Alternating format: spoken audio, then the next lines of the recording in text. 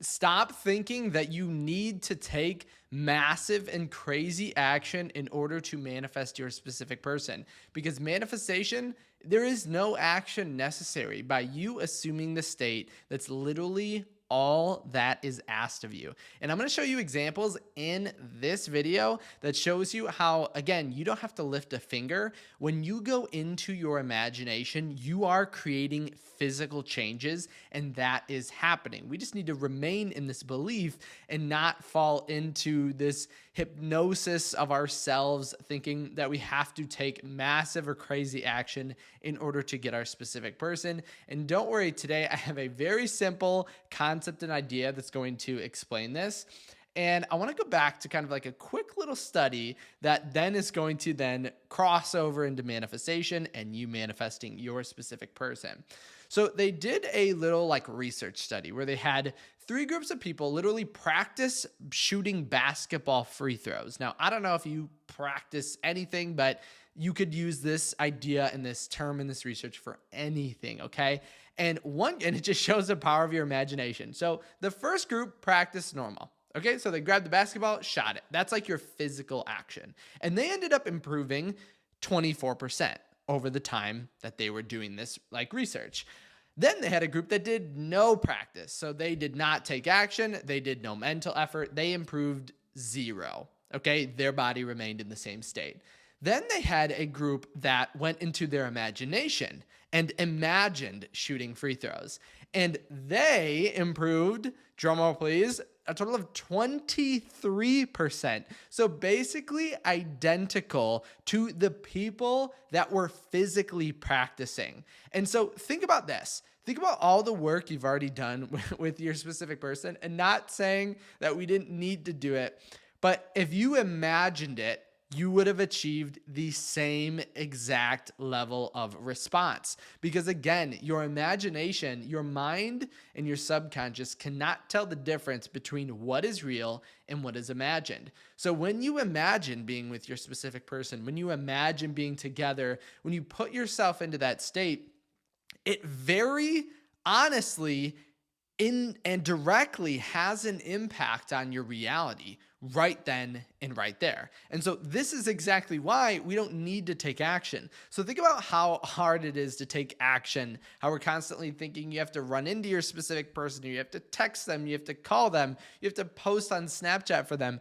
None of that is necessary. And I know at first when you're listening to this video, you're probably thinking, it's kind of hard to fully accept this, because a lot of the times people, when I'm talking to people, they mention this aspect that they feel as if they have to take physical action or else their specific person isn't going to see them, right? But and I know you don't have to believe me right now, but as you act this out, you're going to see the changes happen in your reality. When you think something right now, when you imagine it, everyone and everything in your reality feels it and starts to change immediately. And very simply, think of the idea that when you wake up and you're not having a good day, your day continues going not so well. But then when you wake up and you have a good day, everything changes. Or when something really positive happens, our entire mood changes and everything changes instantaneously. So you don't set down the phone right now if you're thinking you have to text your specific person. Now, I will say, if you have the divine guidance or want to text them, no one's saying you can't. But the feeling, and it kind of makes us or puts us into a desperate state or a needy state if we feel as if we have to text them, or we're going like against our will to take this action. We feel like we're trying hard all day, every day. Like even with our techniques, we can sometimes feel that way, that we are trying like relentlessly to change ourselves. But really, it all is within our imagination. And I would say the reason that most of us kind of focus on action more than imagination is because, again, we don't have or don't understand this connection of how your imagination is creating your reality. Or we were told or taught by others that you have to try really, really hard to make or create something around you. But think about a belief. A belief does not need action in order to be sustained. You could just be a different name right now if you really wanted to. And in that same case, which I know everybody agrees with that, you could just be another name. And in your reality, as you assume and persist in this, again, without action, people will begin calling you this new name. In that same essence, it's a easy jump to our specific person then. To feel single or to feel in a relationship, that is also just a belief, and it is just a very small jump or assumption. If you were to say, what actions do I need to take in order to go from feeling single to feeling in a relationship? There actually is none, right? There is no action to take you from one or the other. Now, actions in your reality can support it. And again, if you have divine guidance to do something, I would never deny it, right? Because sometimes it speaks to us in that way. But the thought that you have to try relentlessly, ruthlessly you have to be punished or be sad or have it be a hard time. None of that has anything to do with manifestation. Again, in that way of, I don't think I fully kind of explained it, but there is no action to you feeling single to you feeling in a relationship. In the same way, there's technically no action for you to go from being sad to feeling happy. It is all something that occurs within. Now, like I mentioned, there are things that we perceive outside of us as to, like we basically give ourselves excuses as to once this happens, then I'll feel happy. Or once this happens, then I'll be in a relationship. But that's all made up, right? You're giving yourself the permission to feel that way once something happens outside of you. But remember, actions or signs always follow, they never precede, meaning we need to feel that happiness, feel the relationship first, and then we see that kind of happen outside of us. But again, no action is ever required when manifesting. Again, I want to say this for the third time because I don't want anyone to get the wrong idea.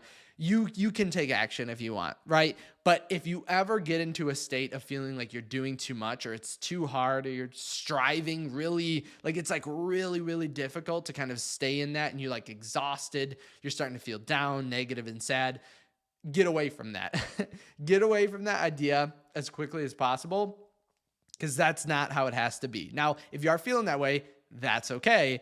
You're probably trying too hard. And so give me all your anxiety. Right? Throw it all on me right now. Any of your anxieties or worries or fears you have with your specific person, comment them down below or ask me questions about it.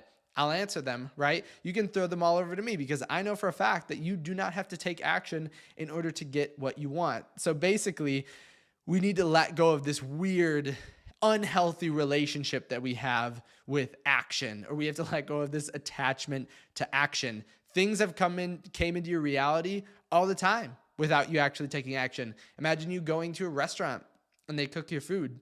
What action did you take for them to cook your food, right? And you'd be like, absolutely none.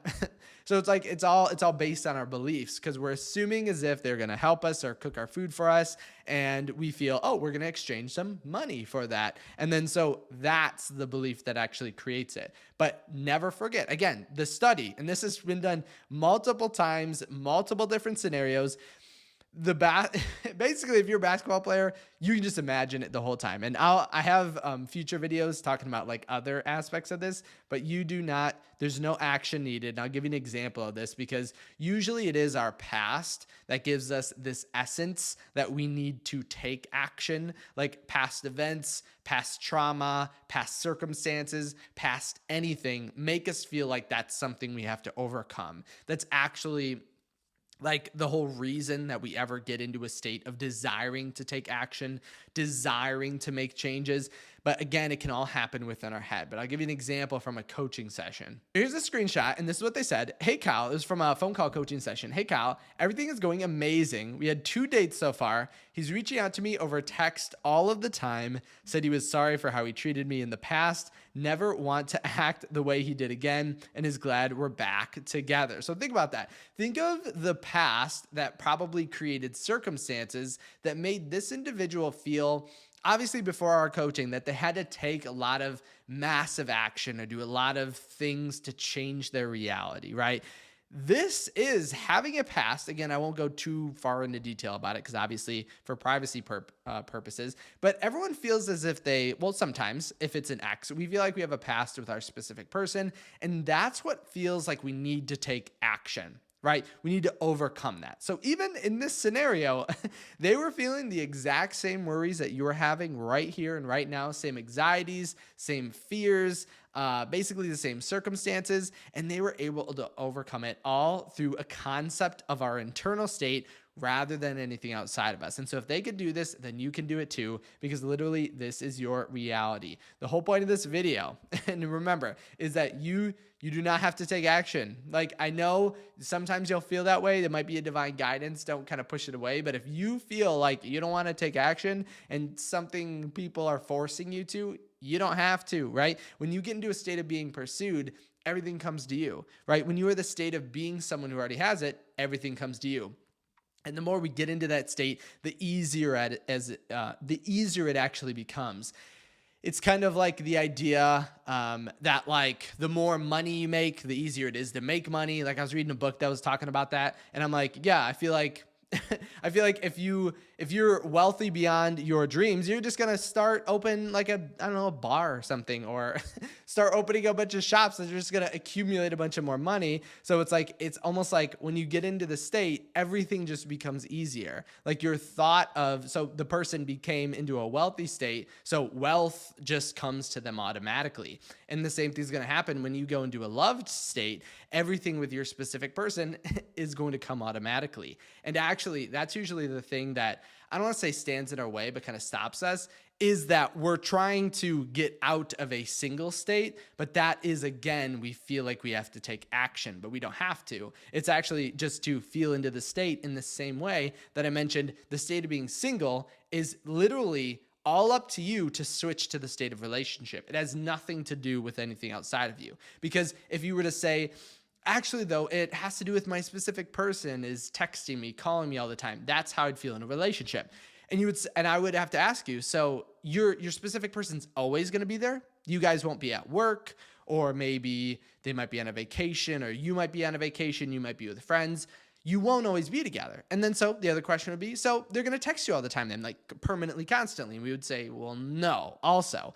So if you're saying, I'll feel loved once my specific person texts me, calls me, hangs out with me, in your end state, you still won't even be constantly texted. That would be absolutely bizarre. Your phone would be dinging literally nonstop all day. So it's nothing outside of us that is connecting us to the feeling. It is all within our own mind. If you did have any questions on this, remember to leave them in the comment section below. Remember, you can also reach out to me on my website at kyleaugustcoaching.com if you did want to send me a personal message. Thank you so much for stopping by today and watching this video and allowing me to help you with taking action that you don't need to take action with your specific person. I can't wait to hear your success story, and I can't wait to see you in the next video tomorrow.